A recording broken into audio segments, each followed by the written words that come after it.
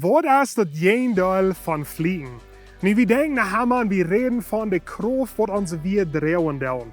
En zijn steden dat we eens hem uitvliegen doen, wat is dat Jendel wat we in de stad dort voor gaan doen? Nu, wenn we in de Bibel kijken doen, dat Jendel van vliegen, dat is zenen. En we gaan in vers in Lukas kapitel 6, vers 28. Jezus zegt dit, hij zegt, zijn die in vliegen doen, en beet voor die in beladen doen. Nu, dat is een zo interessante vers, wenn zo leicht, dat we die mensen vliegen wat ons vliegen doen, en die zenen die mensen wat ons zenen doen. Maar wat wordt passeren, wenn we werkelijk dit vers nu ging, wat Jezus hier zei, dat wenn we werkelijk voor mensen zenen wat ons vliegen doen, en wenn we voor mensen beden doen wat ons beladen doen. Ik geloof de wereld wird een ganz andere stad zijn. Nu, ik wil über Motor sprechen, deze opkomende werk, proef dat in dein leven. Er zijn helemaal zo kleine dingen wat in ons leven opkomen. Vielleicht fahren wir eens vom Korridor und eens weer fährt uns so busig vorbei, dat we moeten hastig bereiken.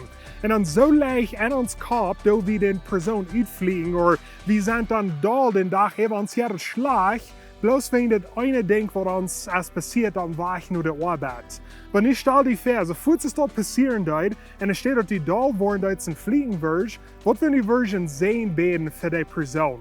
Wird dort die Einstellung unterschmerzen durch den ganzen Tag?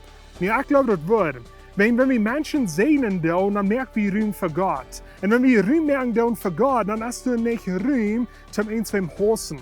Aber nu, wenn wir uns im Fliegen tun, dann merken wir nicht Ruhm für Gott, und so wir merken Ruhm für Haus in uns Hart. So wir gehen durch den ganzen Tag, wir sind beleidigt, wir sind da, uns euer dort, wir fliegen andere Menschen aus. Und wenn wir haben Ruhm gemerkt für das Haus, wenn wir eine Person des Morgens am Weg nach der Arbeit gefliegt haben.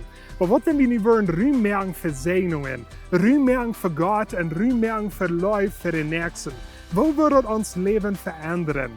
Wenn wir bei der Arbeit sind und uns wer betont nicht an der Zeit und es steht, dass wir da wollen, dann vielleicht beten wir für die Person und wir sprechen in Sehen event. Wenn immer wir sehen, dann andere Menschen, wir merken Ruhm für Gott in uns Hart, wir merken Ruhm für Leute.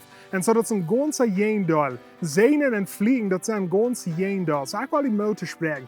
Kleine Dinge, die durch den Tag passieren, und es steht, dass wir fliegen, weil wir Ruhm merken für Gott und weil wir die Person sehnen.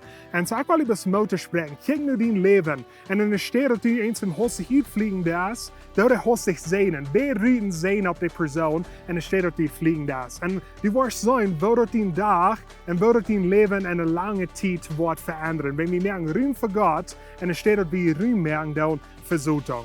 Sag mal über das Motor sprechen mit diesem Wort. Wenn ihr das Video hast, gleich, dann will ich like noch rein auf Facebook, subscribe noch rein auf YouTube, check das Video ran in eine Freunde und Familie, und wir sehen uns nächste Woche.